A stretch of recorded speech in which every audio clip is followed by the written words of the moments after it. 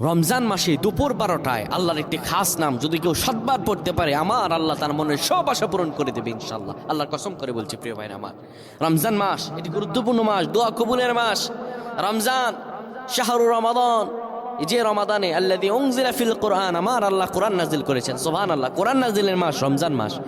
কোনো ব্যক্তি যদি রমজান মাসে দুপুর 12টা যখন বেড়ে যাবে, দুপুর 12টা বেজে যাওয়ার পরে মানুষগুলো তখন যদি আল্লাহ তাআলার এই খাস নামটি 7 বার পড়তে পারে, আমার আল্লাহ তার সব দোয়া কবুল করে দিবেন। কি অবস্থায় আছেন আপনি?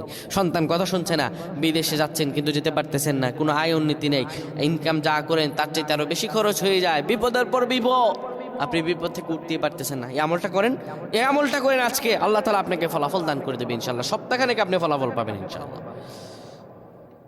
যখন দুপুর 12টা বেজে যাবে, আপনি তখন কোনো মসজিদ কিংবা ঘরের একটি কোনায় বসে যাবেন, যায় নামাজ বিছিয়ে বসবেন।